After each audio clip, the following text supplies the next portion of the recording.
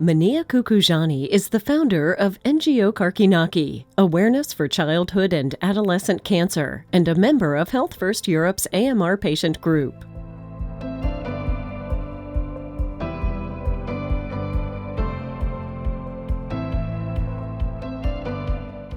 I'm a mother of two. I am the co-founder of an NGO about childhood and adolescent cancer.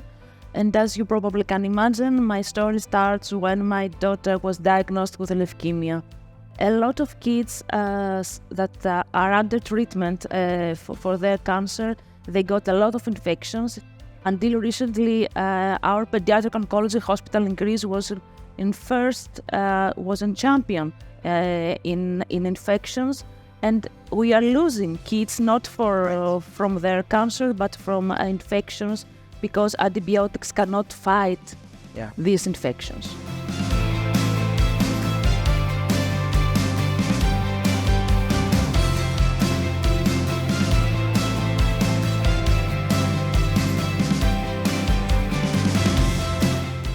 After 1 month and a half, my daughter was under cancer treatment.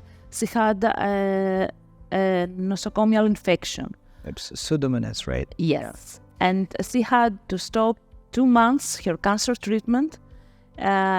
She was under a lot of antibiotics treatment, but no one seemed that could fight these infections.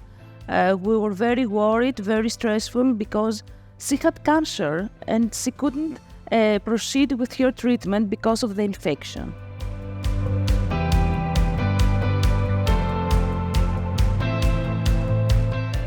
I didn't know if there were any other treatments. I didn't know what infections were.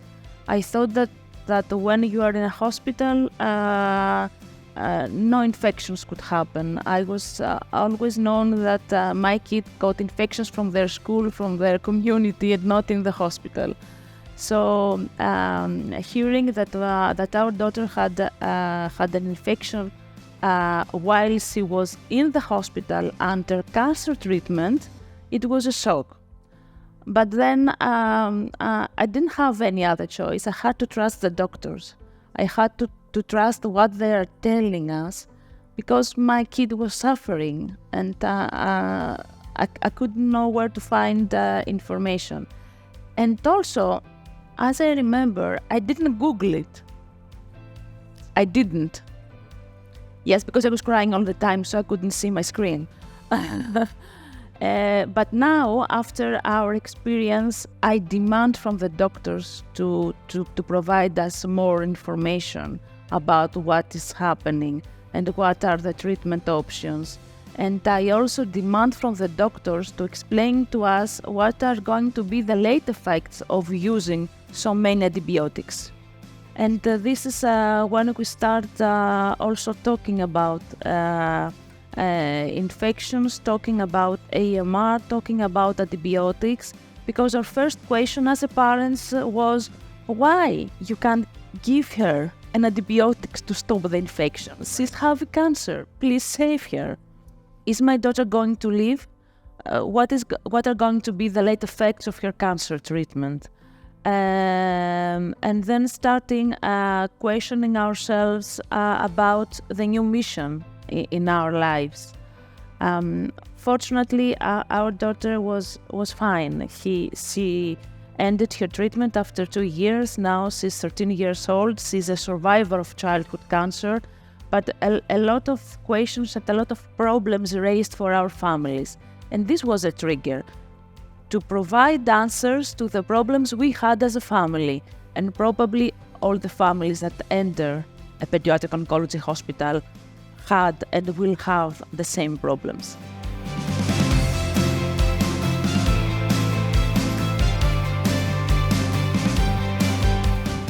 We need to be informed, we need to be trained, we need to be educated, and we need to start collaborating. Without diagnostics, we cannot have the monitoring and the control of the disease.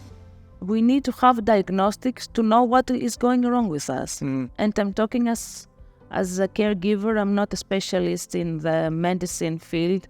or any other. So when you're asking me this, I'm just thinking what diagnostics can do in my life, not only as a caregiver, but probably as a future patient. I need diagnostics to know what is happening with me. I need diagnostics to know what is the better treatment for my disease. Right. I need diagnostics to give me not only hope or chance to live, but also to make me decide better what I'm going to do with my treatment, what I'm going to do with my side effects, what I'm going to do with my late effects of my disease. So it's very important to say also that diagnostics can help me achieve a better life.